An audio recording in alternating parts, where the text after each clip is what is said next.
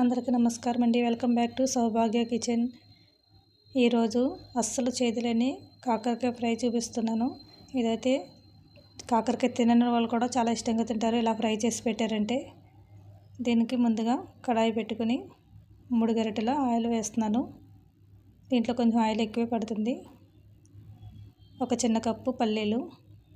ఈ పల్లీలు half cup కూడా వేసుకోవచ్చండి. మనం తినేదాన్ని బట్టి మన ఇష్టం అది. మనం తినగలిగితే కప్పు వేసుకోవచ్చు. చిన్న కప్పే వేసానండి నేనైతే. దీన్ని మంచిగా ఫ్రై చేసుకోవాలి ఆయిల్లోనే. ఇవి త్వరగా ఫ్రై అయిపోతాయి కదా ఆయిల్లో పల్లీలు. ఫ్రై అయిపోయినండి ఇవి పక్కకు తీసి పెట్టేసుకుందాం.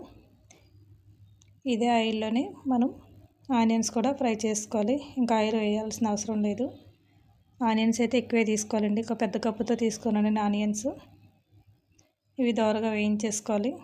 వీటిలోనే కరివేపాకు కూడా వేసుకోవాలి. కొంచెం వేగిన తర్వాత వేయాలండి కరివేపాకు. ఫస్ట్ వేయకూడదు, ఎక్కువగా వేగిపోతుంది.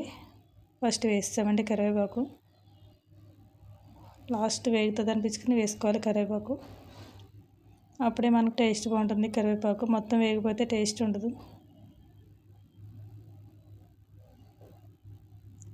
ఇప్పుడు ఆనియన్స్ అన్నీ వేగిపోయినాయండి. ఇవి ఒక బౌల్లో టిష్యూ పేపర్ పెట్టుకుని దాంట్లోకి తీసుకుందాం. ఎందుకంటే టిష్యూ దీంట్లో ఉన్న ఆయిల్ మొత్తం పీల్చుకుంటుంది కదా, అందుకు టిష్యూలో వేసుకోవాలి. అయితే మనం తినేటప్పుడు ఆయిల్ మనకి అంటుకోకుండా ఉంటుంది. ఇలా పక్కనే ఆనియన్స్ కూడా పక్కకు తీసుకుని పెట్టేసుకుందాం.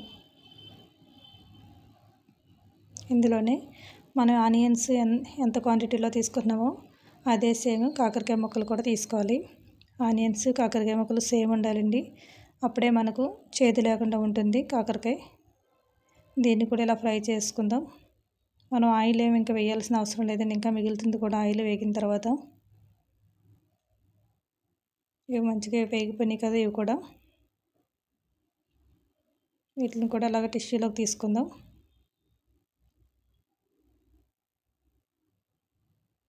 మంచిగా వేగిపోయినండి ఇవి కూడా. ఈ మిగిలిన వేరే కర్రీలోకి వాడకూడదండి. ఎందుకంటే కాకరకాయలు చేదు దిగుతుంది కదా దాంట్లోకి. అందుకని వేరే కర్రీలో వాడకూడదు. మళ్ళీ కాకరకాయ కర్రీలోనే వాడుకోవచ్చు ఆయిల్ని. అందుకే ముందుగా పల్లీలు ఆనియన్స్ వేయించిన తర్వాత లాస్ట్లో కాకరకాయ వేయించుకోవాలి. లేకపోతే పల్లీలు చేదుగా ఉంటాయి. ముందుగా వేయించితే కాకరకాయ ముక్కలు.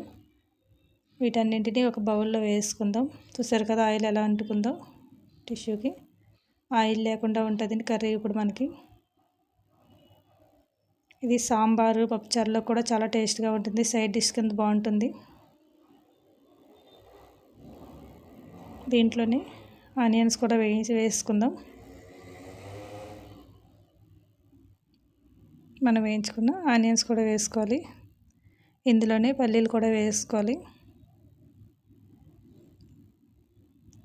ఇవి వేసుకున్న తర్వాత ఒకసారి కలిపేసుకుందాం.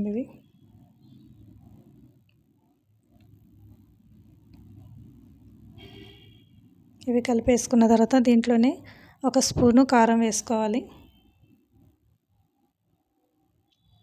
ఇందులోనే మనకు సరిపడా సాల్ట్ కూడా వేసుకుని కలిపేసుకోవడమేనండి ఇది. ఇలా ఒకసారి మొత్తం అంతా కలిపేసుకోవాలి. ఇది సాల్ట్ కారం ముక్కలకు అన్నట్లుగా పట్టేటట్టు. కాకరకాయ తినే వల్ల షుగర్ లెవెల్స్ కంట్రోల్లో ఉంటాయండి. ఇవి ఇమ్యూనిటీ పవర్ కూడా పెరుగుతుంది. చర్మ సమస్యలు కూడా రావు. నులి పురుగులు ఉంటాయి కాబట్టి పొట్టలో పిల్లలకైనా వారానికి ఒకసారైనా పెడుతూ ఉంటే బాగుంటుంది. నులి పురుగుల ప్రాబ్లం కూడా ఉండదు. చూసారు కదా మన ఫ్రై రెడీ అయిపోయింది. దీనికి ఎక్కువ ఇంగ్రీడియంట్స్ కూడా పట్టవండి. చాలా సింపుల్గా అయిపోద్ది. నా వీడియో నచ్చితే మాత్రం లైక్ చేయండి, షేర్ చేయండి, సబ్స్క్రైబ్ చేయడం మర్చిపోకండి.